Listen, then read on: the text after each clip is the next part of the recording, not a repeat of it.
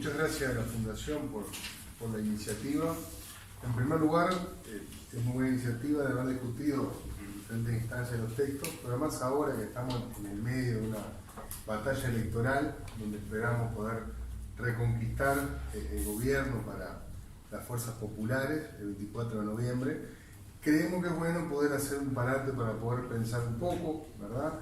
Los que militamos activamente estamos metidos todo el tiempo en barriadas, en actividades de agitación diversa, y es importante poder al mismo tiempo pensar en la perspectiva que nosotros le queremos dar a un proceso popular. En estas cuestiones hay experiencia. Macera en su momento hizo también, promovió diferentes instancias de debate, de discusión en el medio de las batallas electorales y decía que no iba a pedir disculpas para poder hacerlo, porque entendía que era fundamental poder hacer todo al mismo tiempo. Entonces, en ese sentido, saludamos esta iniciativa que si no fuera por la iniciativa de la Fundación de hacerlo, no lo habríamos hecho, ¿verdad? Porque quedamos metidos en lo que son las urgencias del día a día, que naturalmente son urgencias y son importantes, porque estamos peleando voto a voto para volver a instalar al Frente Amplio en el gobierno, y bueno, consideramos importante poder tomarnos este rato. Bueno, como introducía León, en el día de hoy le pusimos a la charla Lenin y nuestro tiempo, porque hay un conjunto de textos que específicamente tratan de Lenin y el leninismo. Tal vez ese es el más abarcador de todos. Vamos a trabajar con ese texto y con 3 textos anteriores que hay en el libro. Son varios textos sobre el leninismo que están juntos. Y la perspectiva que voy a proponer darle es tratar de partir de elementos del texto para poder ver problemas contemporáneos de este momento y también algunos momentos en la historia del movimiento comunista que todavía suscitan nuestra reflexión, nuestra discusión y que tienen mucho que ver con esta perspectiva que queremos imprimir a la realidad actual del Uruguay, de Latinoamérica y del mundo. Voy a proponer una posición que va a centrarse en 3 temas, vamos a decir 3 puntos. Primero que nada, el leninismo en tanto el marxismo de nuestra época. En segundo lugar, lo que llamo la actualidad de la Revolución Rusa. Y por último, la necesidad de la hegemonía de la clase obrera para desatar un proceso democrático avanzado en el Uruguay. Si les parece, después del desarrollo de estos temas, abrimos como siempre un espacio para comentarios, preguntas y poder enriquecernos con el intercambio. En primer lugar, Arismendi señala en estos textos que el leninismo es el marxismo de nuestra época. En esto con lo que está polemizando son con diferentes ideas que quieren contraponer a Lenin con Marx, ¿verdad? A Lenin con Engels o a Lenin con otro tipo de teóricos. Bueno, en la charla anterior, Marisa expresaba el mismo problema cuando se quería contraponer a Gramsci con Marx, Gramsci con Lenin. O sea, es un procedimiento habitual para de alguna manera atacar las ideas comunistas, querer contraponer teóricos buenos con teóricos malos, o agarrar una parte de Marx y decir, esta es la parte del más malo y contraponerlo con otro.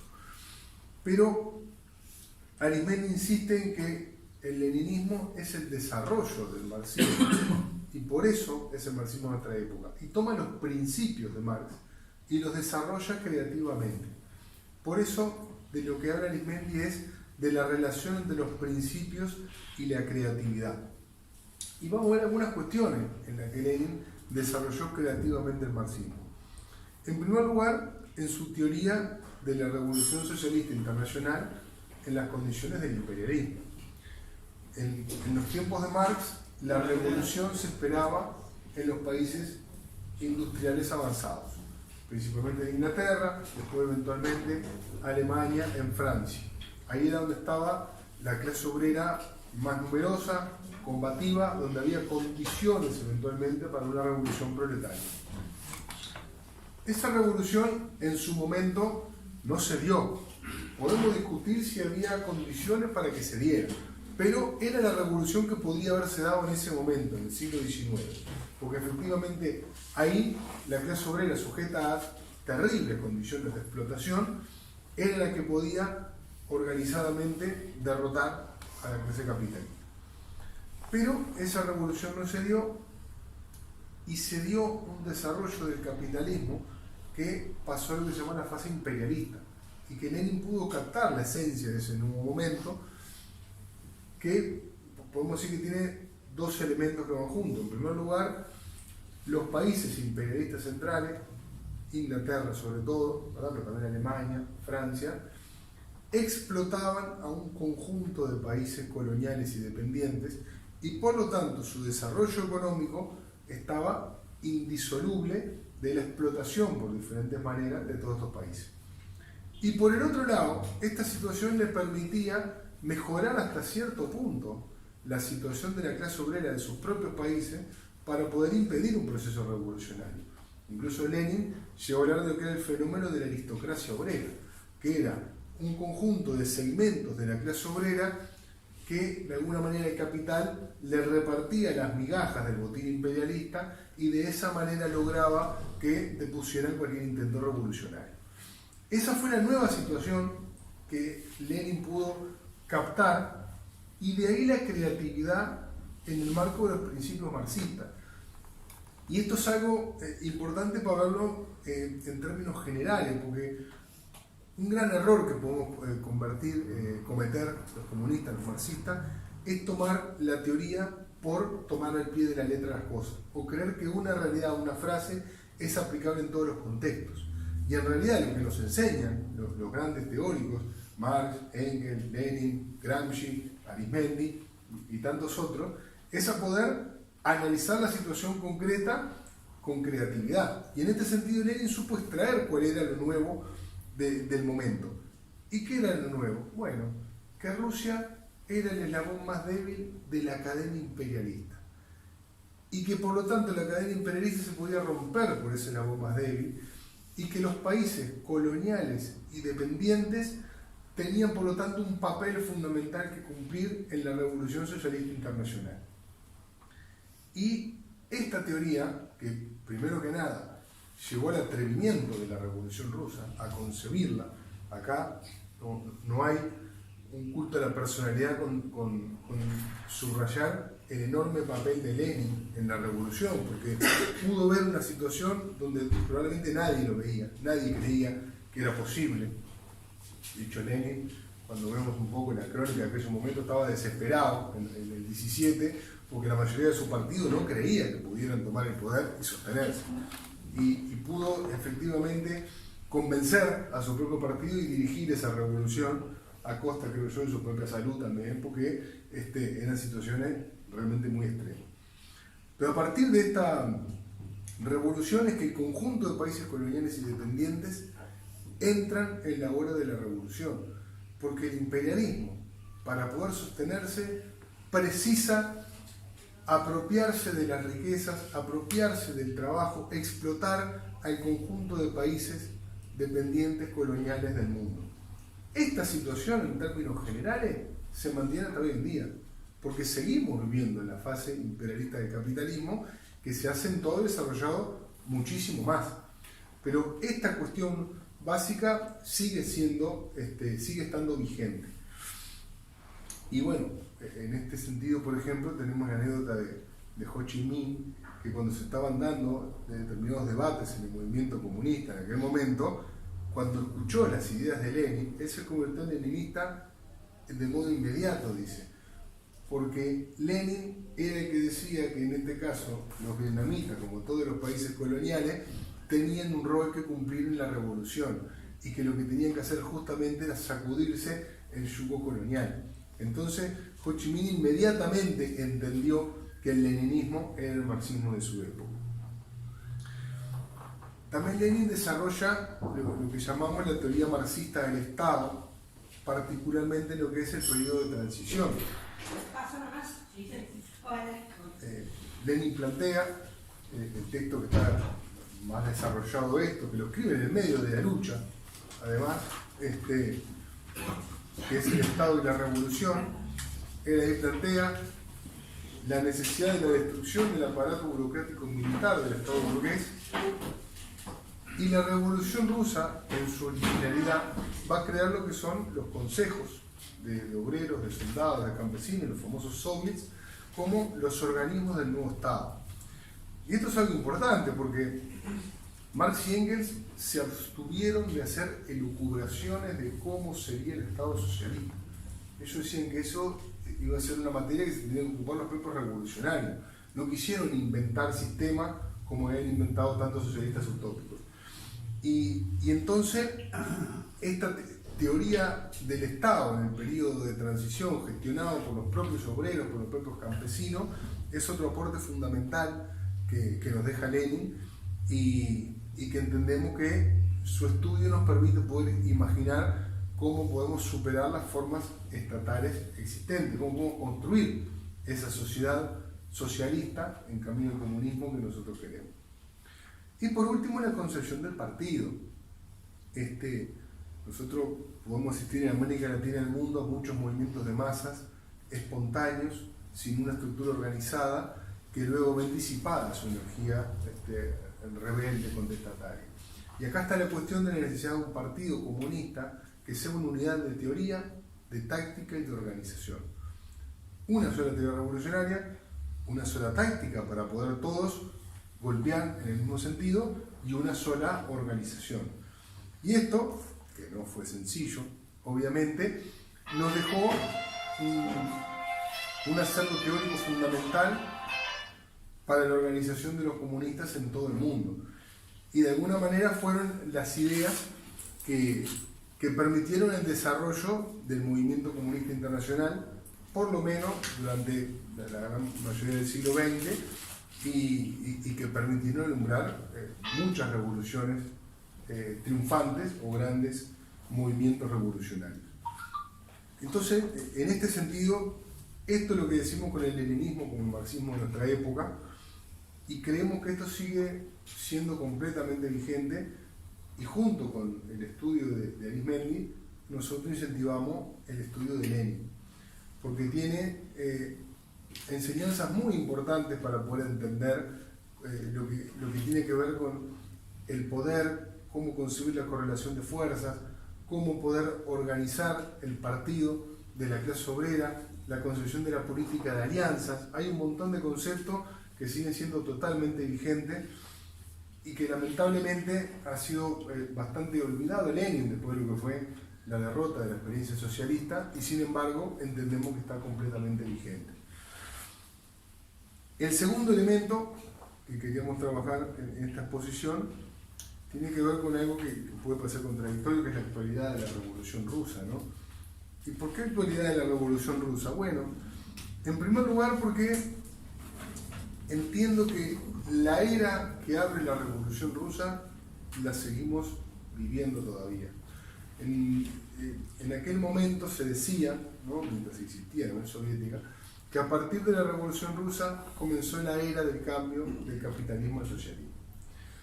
Yo creo que seguimos en la misma era. Para empezar, porque el imperialismo desarrolla una contrarrevolución preventiva en todas partes, porque los movimientos populares, los movimientos que buscan independencia nacional, en última instancia tienen en el horizonte un camino de liberación, un camino de desarrollo de sus pueblos que conduce al socialismo, de una manera o de otra.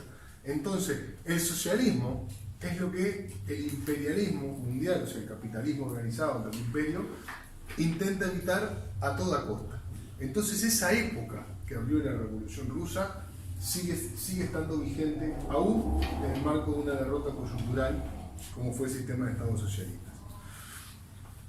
Y acá me parece importante poder conversar sobre algunas cuestiones que tienen que ver con lo que era la Unión Soviética, con lo que era ese espacio socialista, que me parece que abren de alguna manera incluso futuras indagaciones o estudios que podemos hacer.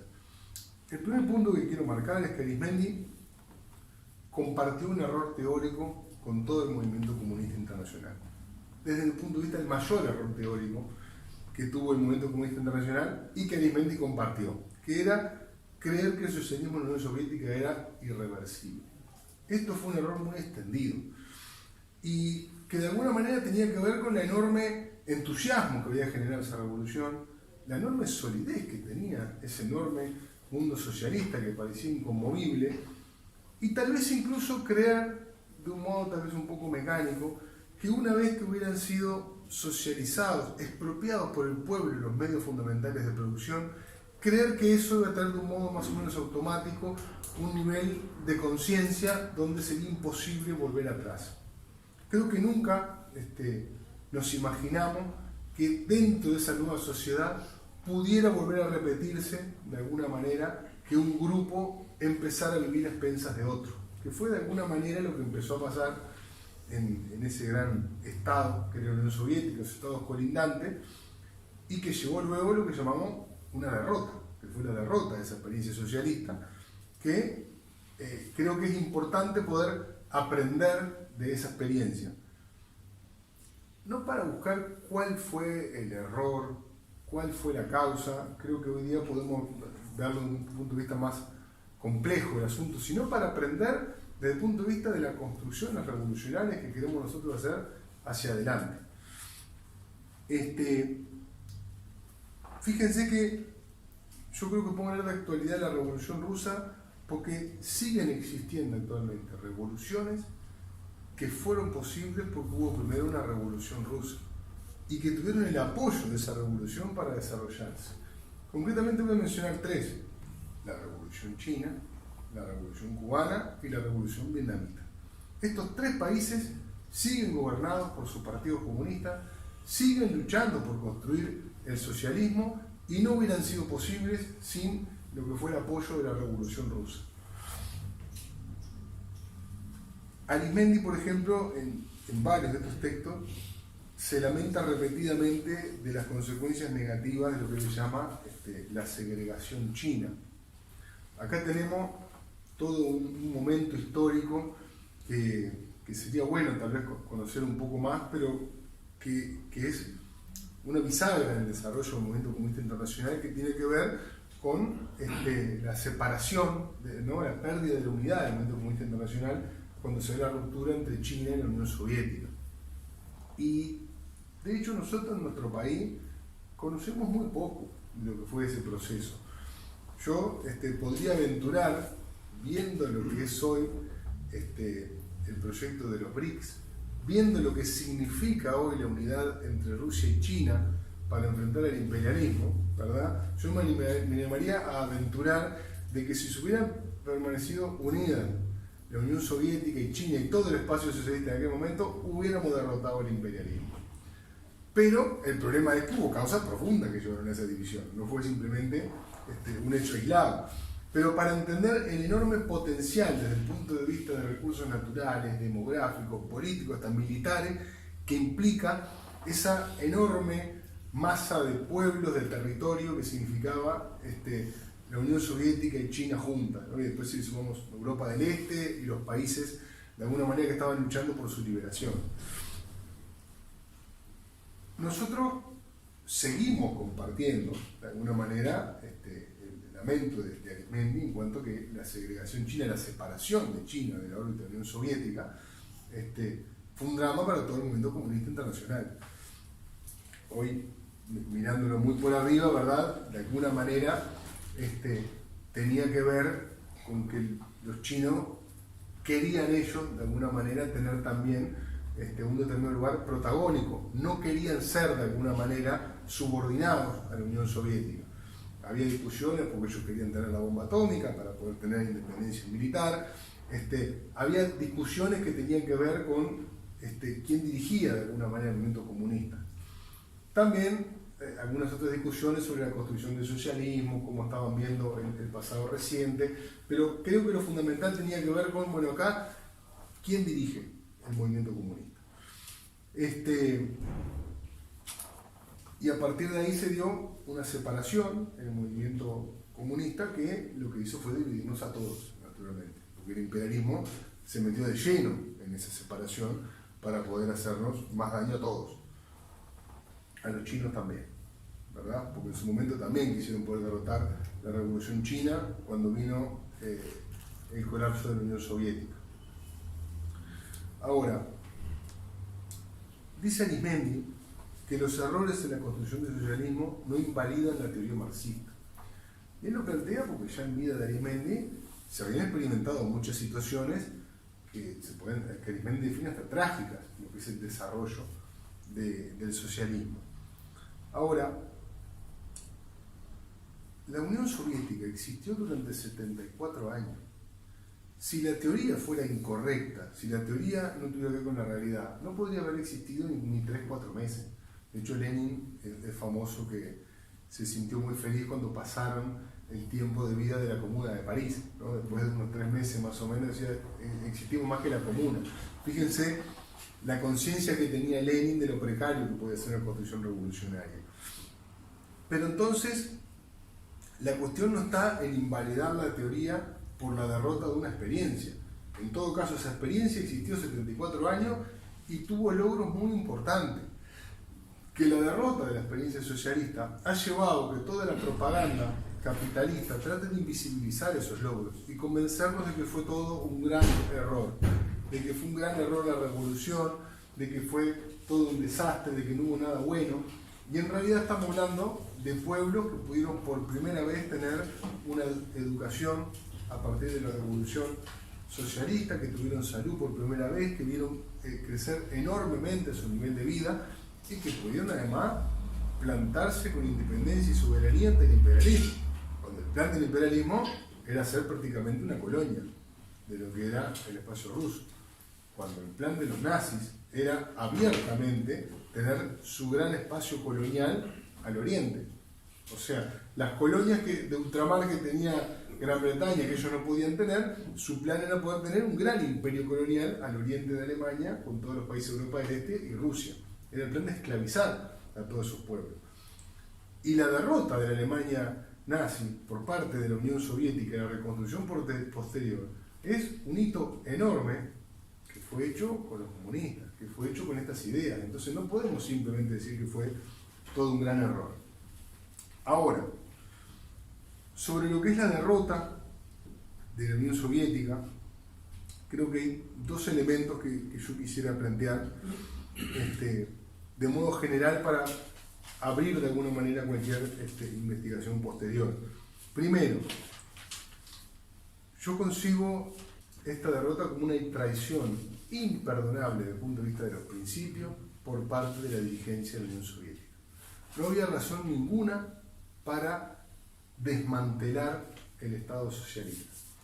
Cualquier problema que hubiera de tipo económico, político, social, si existe la convicción de seguir construyendo el socialismo, se puede superar. El mejor ejemplo, como razón del artillero, son los cubanos. Si Cuba, una isla pequeña, enfrente del imperio más poderoso del mundo, puede seguir luchando por construir su revolución con escasos recursos naturales y en las peores condiciones, y eso debido hasta ahora, los soviéticos tenían infinitamente más capacidad para poder seguir afrontando cualquier dificultad. Acá lo que hubo fue una claudicación en el plano de los principios. No hubo enormes manifestaciones populares pidiendo la desintegración de la Unión Soviética. Acá lo que hubo fue, desde la propia dirección del proceso, un desmantelamiento. Y en segundo lugar, nunca podemos olvidar la presión y la acción del enemigo. El imperialismo permanentemente estuvo sometiendo a la Unión Soviética a una carrera armamentística muy costosa y permanentemente buscó medios económicos para estrangularla. Desde lograr que bajaran los precios del petróleo, que era uno de los productos que la Unión Soviética podía poner en el mercado mundial, hasta, por ejemplo, algo menos evidente, como es el traslado de gran parte de la industria a todo el sudeste asiático, primero Japón, después los tigres asiáticos, después otros países más, donde hay una mano de obra muy barata, que por lo tanto los países capitalistas podían explotar, producir mucho más barato, y eso implicaba una competencia desde el punto de vista económico que la Unión Soviética no podía emular, porque la Unión Soviética, que era la encarnación del fin de la explotación, no podía hacer lo mismo y empezar a agarrar sectores de la clase trabajadora de su espacio socialista y explotarlo en los mismos niveles que hacía el imperialismo. Entonces, de alguna manera, la afrenta desde el punto de vista económico también hay que entenderla en el sentido de las dificultades para la construcción de ese proceso en el marco de la construcción socialista que se había planteado. Porque hay una realidad que desde una punta a la otra de la Unión Soviética los salarios eran los mismos para el mismo tipo de función. No había pueblos que fueran explotados como lo hay en el mundo capitalista o imperialista, que la oferta y la demanda es la que determina el precio del trabajo. Entonces, en ese sentido, era muy difícil poder hacer frente a este tipo de embates del imperialismo. Y bueno, y por último, en lo que es este segundo punto que llamo la actualidad de la Revolución Rusa, creo que es importante para nosotros poder estudiar los procesos de apertura que han tenido China y Vietnam, porque estos procesos les han permitido, por ejemplo, sortear este tipo de afrentas desde el punto de vista económico, donde se han planteado cómo desarrollar sus fuerzas productivas y desarrollar un proceso de apertura que tiene un antecedente muy valioso en la ANEP. La ANEP es un proceso hoy que algunos tratamos de estudiar mucho, porque fue cooptado abruptamente. Decía el Che Guevara, por ejemplo, que la ANEP solo la podía capitanear Lenin. Era muy difícil, ¿no?, de dirigir una política con las contradicciones que implicaba el tener relaciones capitalistas en el marco de la construcción socialista, el tener concesiones a capital extranjero. Decía el Che que Lenin seguramente le hubiera puesto muchos cambios al poco tiempo, pero la ANEP tenía justamente el objetivo de poder permitir un aumento de la producción en un momento muy difícil para la economía soviética, y era una lucha ideológica tenaz contra el capitalismo, ¿verdad? O sea, decía Lenin, la pequeña producción engendra mentalidad capitalista todo el tiempo. La cuestión es que nosotros, si tenemos las principales industrias del país, si tenemos un partido comunista consciente que sabe cuál es el proceso, lo podemos combatir. Y entonces, en este sentido, creo que sería bueno poder hacer un estudio desde el punto de vista de la construcción del socialismo en la experiencia de los chinos, porque China, que viene de la revolución de octubre, que tuvo el apoyo de los soviéticos para su revolución, hoy está disputando la hegemonía en el mundo de Estados Unidos. Sigue estando dirigida por su partido comunista, y nosotros, que venimos de alguna manera en esta ruptura de otra tradición, tenemos hoy la oportunidad de poder conocer, para empezar este proceso a fondo, para entender cuál es la perspectiva teórica de ellos. Y me pongo de alguna manera en el lugar de los que no conocemos todavía a fondo su desarrollo teórico. Ellos, por ejemplo, ¿no?, plantean cuando empieza la apertura, ya por el 78, se empiezan a preguntar qué es el socialismo, después de 30 años de revolución.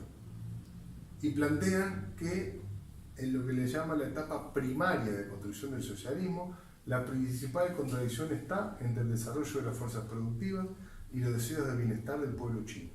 Y a partir de ahí empiezan un proceso de apertura. Creo que tenemos muchísimo para estudiar de todo este proceso para poder entender cómo han llegado hoy a ser una potencia económica, a sacar de la pobreza 800 millones de personas, y desde el punto de vista de la actualidad de las ideas comunistas, capaz que nos están diciendo que ahí hay un desarrollo creador que le ha dado actualidad a las ideas comunistas, y ellos se consideran leninistas también. Ellos de alguna manera están de acuerdo con que el leninismo es el marxismo de nuestro tiempo. También tenemos la experiencia de los vietnamitas, que siguieron otro camino, que empezaron ya por el 86, un proceso también de revisión de un montón de cuestiones, le llaman ellos el Doi Moi, que también creo que es necesario poder estudiar, y los propios cubanos, en condiciones infinitamente más difíciles, también han transitado un proceso de apertura para poder hacer frente a un imperialismo que sigue siendo una fuerza dominante en el mundo. Y por último, quiero plantear lo que es la necesidad de la hegemonía de la clase obrera para desatar un proceso democrático avanzado en el Uruguay. En primer lugar, la clase obrera es la única que puede desatar un proceso democrático avanzado. Le llamamos un proceso democrático avanzado a un proceso que implique una distribución profunda de la riqueza de nuestro país y que se encamine a una construcción socialista, que va a implicar un duro combate en el marco de esta democracia y que nos va a llevar a una situación mucho mejor que la que estamos ahora. La burguesía nacional no va a conducir este proceso. y tampoco lo van a hacer otras clases sociales, porque solo lo podemos hacer los comunistas y la clase obrera, que no tenemos nada que perder en ese intento. Todas las clases que entienden que pueden perder algún privilegio, en general prefieren acordar con las clases dominantes antes que emprender un camino que pueda ser más riesgoso. Ahora, fíjense una frase de Arismendi que creo que calza completamente en este tema y en lo que es la coyuntura actual del Uruguay y los dilemas que tenemos en un nuevo gobierno del Frente Amplio, que necesitamos que pueda profundizar un proceso popular para no volver a ser derrotado por las insuficiencias de lo que nos permite el espacio fiscal, de lo que nos pueden permitir los precios internacionales, de lo que nos pueden permitir las demandas insatisfechas del conjunto de nuestro pueblo. Dice Arismendi: si la perspectiva revolucionaria falla, queda solo la pasividad escéptica o cuando mucho el emparchamiento reformista. Eso es mucho de lo que nos pasa. Cuando no hay perspectiva revolucionaria, o nos quedamos pasivos creyendo que nada es posible, o solo vamos a emparchar con algunas reformas diciendo que esto es lo único que se puede hacer. Y eso no nos permite ni solucionar los problemas de fondo, ni generar el entusiasmo militante y la convicción para ir más allá. Nosotros tenemos un conjunto de necesidades de nuestro pueblo que no las podemos satisfacer sin intentar una redistribución de la riqueza en nuestro país. Nosotros tenemos un país que es rico en recursos naturales. Tenemos una renta agraria enorme que, como no tiene posibilidad de invertirse en nuestro país, se tiene que ir para afuera, en depósitos en el exterior. Nosotros tenemos que ver, en un proceso democrático avanzado, que no implica una confiscación, una expropiación total del campo de nuestro país, sino un nuevo, podemos llamar, acuerdo de cómo distribuir esa riqueza, donde nosotros precisamos apropiarnos de parte de esa riqueza para el desarrollo de nuestro pueblo. Tenemos necesidades en materia de vivienda, tenemos necesidades en materia de educación, en materia de salud. Precisamos generar oportunidades de trabajo para nuestro pueblo, que solo lo podemos lograr con un desarrollo, lo que llamamos el cambio de la matriz productiva, que implica que el Estado pueda dirigir un conjunto de inversiones para poder producir otras cosas y salir de alguna manera de este rol primario exportador. El capitalismo internacional nos pone en el lugar de exportador de materias primas.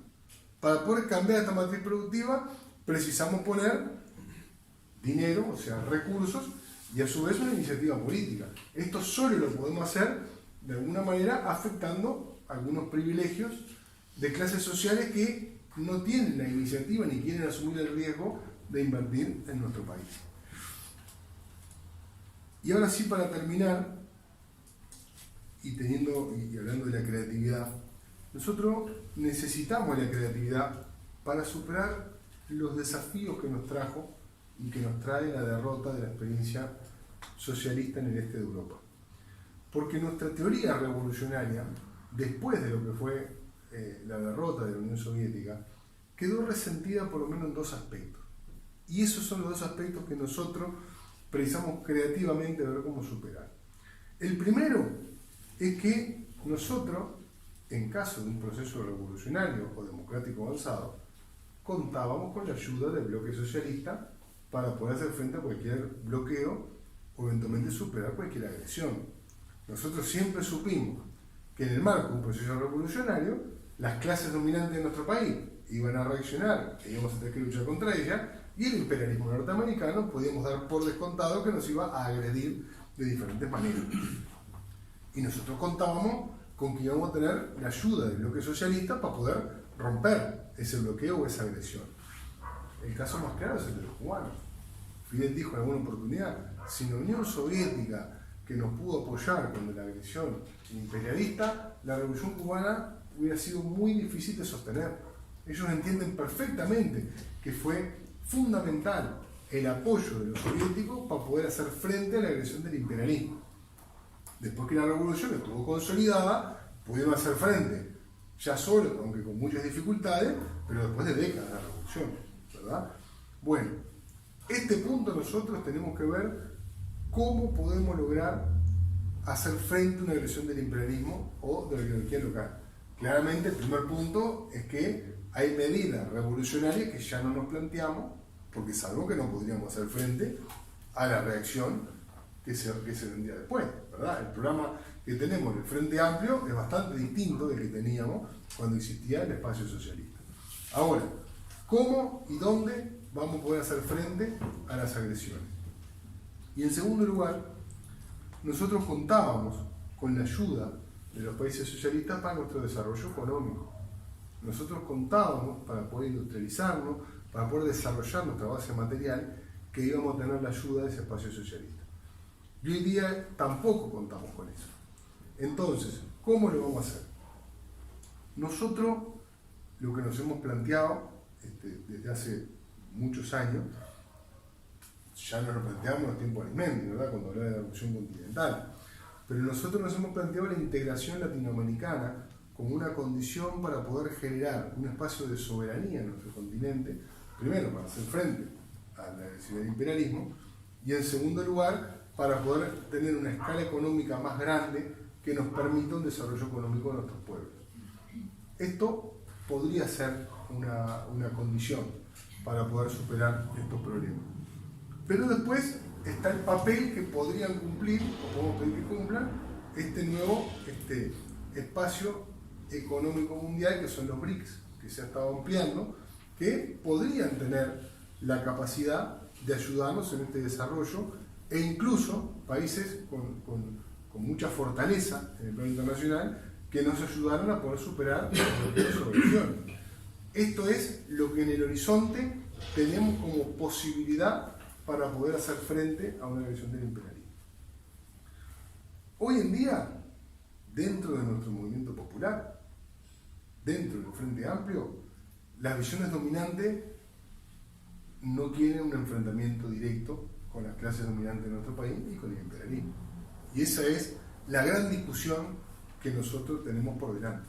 Nosotros planteamos que tenemos que poder, como decíamos al principio, avanzar sobre los intereses del gran capital para lograr una redistribución de la riqueza que implique el desarrollo de nuestro pueblo. Eso implica luchar. Bueno, ¿cómo podemos convencer al conjunto de nuestro pueblo de este camino y cómo podemos plantear la viabilidad de ese proceso? Eso creo que son de alguna manera las grandes cuestiones que se nos plantean a partir de lo que ha sido la derrota de la experiencia socialista y la necesidad de repensar nuestra teoría de la revolución uruguaya en las condiciones geopolíticas de este mundo que estamos viviendo ahora. Yo voy a tratar de tomar algunas cosas que entiendo que permiten poder desarrollar sobre todo la perspectiva teórica que estamos planteando, porque después hay muchos análisis que tienen que ver con la coyuntura concreta ahora del Uruguay, con lo comunicativo, con estrategias de comunicación, ¿verdad? Incluso con la política que puede seguir o no el Partido Comunista de Uruguay, pero me quiero tomar algunas cuestiones teóricas porque además el trabajo de esta fundación es un trabajo permanente que de hecho ha incrementado su intensidad desde el punto de vista de las discusiones teóricas que ha planteado, y entiendo que estas cuestiones también plantean eventualmente desafíos a futuro. Arrancó en Marisa diciendo: volver a estudiar la derrota de la experiencia socialista porque se estudió en su momento y luego se olvidó. Comparto completamente. Hubo un momento cuando la derrota que fue necesario. Los militantes, los comunistas, si no le explicaba la derrota, no te iban al curso. Primero que alguien le explicara por qué cayó la Unión Soviética y después seguíamos conversando. Esta preocupación no está en las generaciones actuales. Las generaciones actuales pueden luchar por el socialismo, se pueden afiliar al partido, pueden militar sin necesidad que le explique por qué cayó la Unión Soviética, ¿verdad? En ese sentido es que yo decía no estudiar la experiencia socialista para ver cuál es la causa por la que cayó, porque en ese momento había como necesidad de encontrar cuál era el gato encerrado, como que hubiera un elemento que fuera lo que explicara. Si no, creo que lo que se nos impone es estudiar toda la experiencia socialista, ¿verdad? Eso fue lo que quise plantear. Creo que es más abarcador tal vez el desafío, porque nosotros ahí tenemos una experiencia invalorable. O O sea, ¿cómo vamos a luchar por la construcción del socialismo sin estudiar la experiencia hasta ahora más grandiosa y exitosa que hubo de construcción del socialismo? ¿Fue derrotada luego? Sí, pero fue una experiencia que ha abierto una nueva época y que tenemos un montón todavía para poder apropiar. Entonces, en ese sentido tenemos un gran campo de investigación. Hay muchas investigaciones y muy recientes, del 2000 para acá, que han abordado el tema desde perspectiva completamente nueva, porque fue muy difícil en los primeros años poder investigar, encontrar fuentes de información, o sea, un proceso que vino bastante después. Y creo que por lo menos en nuestro país, pero me animo a decir que en muchísimos otros lugares, no se ha abordado lo suficiente. Entonces, yo ahí comparto el planteo de Marisa y también de otros compañeros y compañeras. Creo que acá hay un espacio de investigación importante que sin duda nos va a alimentar a aquellos que queremos construir el socialismo. En relación a lo que es la democracia avanzada, ¿verdad? Ya que salió, yo no me extendí en eso porque no lo teníamos como el centro de nuestra charla de hoy. La redistribución de la riqueza, cuando nosotros hablamos eventualmente de apropiarnos de una parte de lo producido, es una forma de expropiación. Apropiarnos una parte de la riqueza producida. Estamos apropiando parte de la riqueza, ¿no? Hay otra forma de apropiación que es expropiar la tierra, los medios de producción, etc., ¿no? Pero eso es una forma de apropiarnos.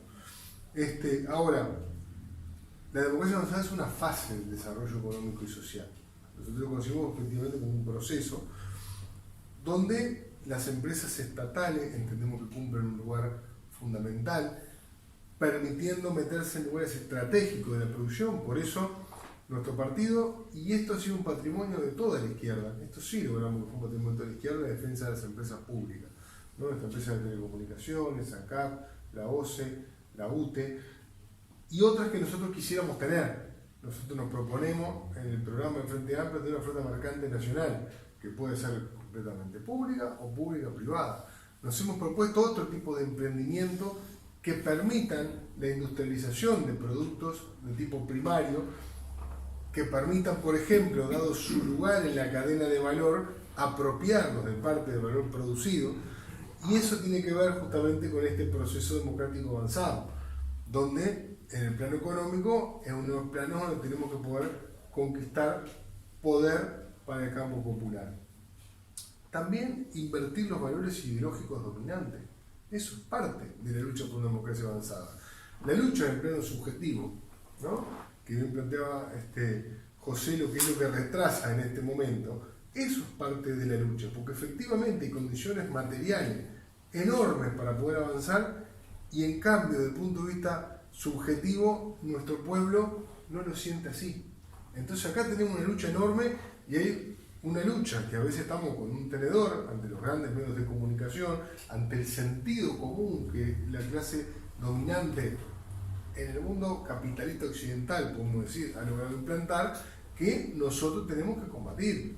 Cuestiones básicas de combate al individualismo, cuestiones básicas de promover la solidaridad. Otro elemento de la democracia avanzada tiene que ver con poder construir nuevas formas de producción. Ahora, eso implica generar el deseo por lo colectivo, el deseo por la construcción colectiva, el deseo por tener eventualmente una cooperativa de los trabajadores, una empresa que sea propiedad de los trabajadores, nuevas formas de producción, que los trabajadores de las empresas del Estado se sientan dueños de las empresas. Esto es un problema ideológico. Si yo me siento ajeno a la empresa estatal que forma parte de lo que es de alguna manera visión democrática avanzada, estoy alienado, y con un pueblo alienado no vamos a construir el socialismo. O sea, esto es parte de la lucha democrática avanzada. Y a su vez, mecanismos de participación, lo decía un compañero, que por el protagonismo popular escapen al control de las clases dominantes. Estas cuestiones son todas juntas fundamentales para poder lograr ir hacia una democracia avanzada. Después podemos hablar de los medios de comunicación, de cómo podemos eventualmente disputar ideológicamente con los aparatos represivos del Estado. Con el aparato represivo del Estado al servicio de la clase dominante, nos vamos muy lejos, ¿verdad? O sea, esto es lo que hablamos cuando hablamos del poder, ¿verdad? Y esto de alguna manera sobrevuela todos estos planteos. Ahora, ¿cómo eso después se puede articular desde el punto de vista discursivo para las grandes masas? Bueno, es una cuestión para pensar, pero lo que importa es el contenido. Nosotros los comunistas discutimos de socialismo, nos planteamos el comunismo, estudiamos Marx, estudiamos a Engels, estudiamos a Lenin y tratamos de estudiar a otro conjunto de teóricos y desarrollar permanentemente nuestra formación teórica. Ahora, otra cosa es lo que entendemos que podemos plantear a nuestro pueblo en una perspectiva política concreta para nuestro país. Siempre tratamos de no enojarnos con el pueblo y con los aliados, ¿verdad? Y asumir eventualmente como carencias propias cuando no podemos lograr que nuestra perspectiva sea asumida por grandes masas. Nosotros siempre tratamos de tener esta actitud que a veces es difícil, porque sí, nos calentamos cuando las cosas no salen, ¿verdad? Pero nosotros en nuestro país hemos logrado construir algo que lo miran en muchos lugares del mundo con una enorme envidia sana, que es la unidad de los trabajadores y la unidad de las diferentes fuerzas de izquierda, que nos permiten tener un frente amplio donde podemos ir a conversar ahí con las grandes masas de nuestro pueblo. Tenemos un espacio para poder conversar que es una identidad compartida entre todos. Eso es un tesoro invalorable que nosotros tenemos que poder apreciar en cada instante y jamás enojarnos si nosotros no logramos que nuestra perspectiva sea ahí la más acompañada por nuestro pueblo. En todo caso, investiguemos, estudiemos, pensemos por qué no lo es. Lo decía el compañero, ¿no? Nosotros, el problema no es con la teoría socialista, el problema es con el relato. Efectivamente, la derrota de la experiencia socialista llevó a un descrédito mundial de nuestras ideas. Eso es lo que estamos luchando por dar vuelta. Eso es lo que tenemos que luchar duramente por poder dar vuelta. Y por eso es que nos tenemos que poder plantear, bueno, cuáles pueden ser las etapas de esta lucha, los momentos de esta lucha. ¿Estudiar la experiencia socialista derrotada es una etapa de esta lucha? Creo que sí. Estudiar las experiencias socialistas que siguen desarrollándose también. Porque nos dicen que el socialismo no funcionó en ninguna parte del mundo. Y resulta que China es el principal país del mundo en paridad de poder adquisitivo. Resulta que Vietnam sigue construyendo el socialismo. Resulta que Cuba resiste, nadie se explica cómo ni por qué. Si no es por el factor subjetivo, si no es por la enorme heroicidad de ese pueblo, porque realmente están pasándose unas pruebas muy duras, no se puede explicar esa resistencia. Bueno, todo esto creo que forma parte de lo que puede ser un programa de estudio e investigación que tiene que implicar después un desarrollo organizativo, ¿verdad? O sea, la parte teórica es una, decíamos, Lenin planteaba la necesidad del partido como unidad de teoría, táctica y organización. Nosotros precisamos que nuestro desarrollo teórico se lleve después a una determinada táctica, a una organización para poder llevarlo a cabo.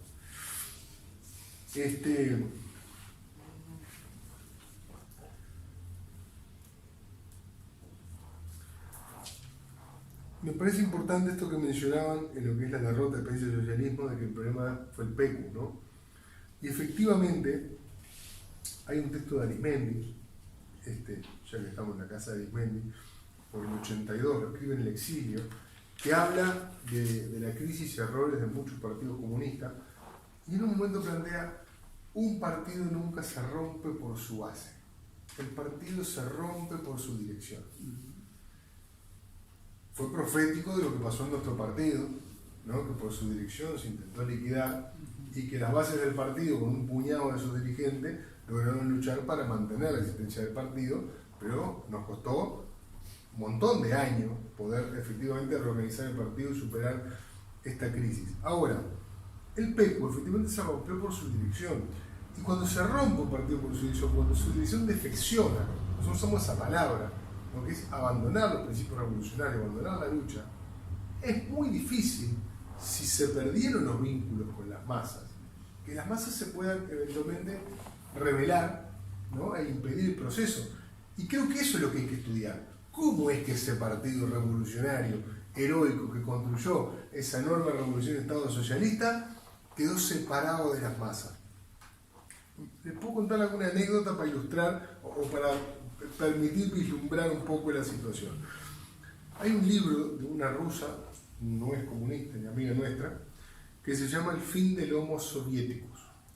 Tenemos un montón de historias desde la época de la guerra civil hasta la guerra de Chechenia que cuentan de alguna manera diferentes anécdotas, diferentes historias de lo que era la vida en la Unión Soviética. Y en una entrevista a una comunista de una provincia, comunista hasta hoy, ferviente comunista, ¿no? Que sintió como el dolor más grande de su vida la derrota de la experiencia socialista. Y entonces cuenta, estaba en un pueblo en el medio de Rusia, ¿no? Y ella dice, cuando empezó el desmantelamiento, vinieron unos campesinos con palos, con hoces, ¿no? Con unos cuchillos, a ofrecerse para luchar, para poder luchar contra los que querían desmantelar la Unión Soviética. Y los del partido, los vieron y me dijeron, váyanse para su casa, mi hijo, vayan para su casa, que acá no hay nada que hacer. A mí esa anécdota me puso en la situación, ¿verdad? ¿Cuántos en el pueblo soviético querían seguramente hacer lo que pudieran para poder recuperar lo que estaban perdiendo? ¿Y cuánta incapacidad había de ese partido que no sabía ya cómo hacerlo? No encontraban manera, era su propia dirección la que estaba defeccionando. ¿Quién le iba a ir a pegar? ¿Verdad? Pero ahí aparecieron unos campesinos que los mandaron para casa, ¿no? ¿Cuánta gente de esta vida? Hay otras historias, ¿no? De alguno que estaba en las manifestaciones que hubo, eran 3.000 en una manifestación, ¿no? A favor de Yeltsin, 3.000 en un país de 100 millones, ¿verdad? Y que decía, no lo voy a decir literalmente, pero decía, nos tendrían que haber sacado de ahí por la fuerza, porque después está arrepentido hasta ahora de haber formado parte de eso, porque no sabían. Los que se movilizaron en contra de lo que era en aquel momento algunos representantes del Estado soviético, buscaban la democratización del socialismo. Jamás se movilizaron para buscar ir al capitalismo. Jamás. Lo decían por ahí, hubo un referéndum para ver si la Unión Soviética se mantenía unida y ganó el mantener unido. Después fueron los presidentes de Ucrania, Bielorrusia y Unión Soviética que resolvieron desmantelarlo. No había forma de desmantelarlo por abajo. Hay un chiste muy común en la Unión Soviética, después de la derrota, que dice: todo lo que nos decían nuestros dirigentes del comunismo era mentira, pero todo lo que nos decían del capitalismo era verdad. Y estuvieron más o menos 10 años, hasta el año 2000 más o menos, donde fue realmente muy triste, muy paupérrima la situación del pueblo soviético, ahora ruso. Gente que fue universitarios, héroes de guerra, haciendo colas en las ollas populares porque su pensión ya no valía nada. Y cuentan ahí historias realmente muy tristes. A la gente le robaron la casa. ¿Cómo se hace para expropiar a un pueblo que es dueño de los medios de producción y de sus casas? Acá hubo una expropiación masiva del pueblo soviético. Venían las mafias y le expropiaban la casa. Le obligaban a venderla por chirola, y si no te mataban, porque lo que hubo ahí fue un enorme caos. Y cuando 10 años después se quiso eventualmente arreglar la cosa, la persona iba a buscar su casa con su papel y en el medio le habían comprado 5 personas distintas que no tenían nada que ver con el que se les había robado. ¿Cómo haces para devolver eso? ¿Cómo haces para hacerlo atrás? ¿Verdad? Entonces, creo que todo esto, que tiro unas pinceladas, nos puede dar una idea y alimentar de lo que fue esa experiencia, de los logros del socialismo y de cómo está muy lejos del relato que nos quieren decir de que el socialismo no funcionaba y que lo que quería esa gente era volver al capitalismo porque se vivía mejor. ¿Verdad? Esa historia no es cierta.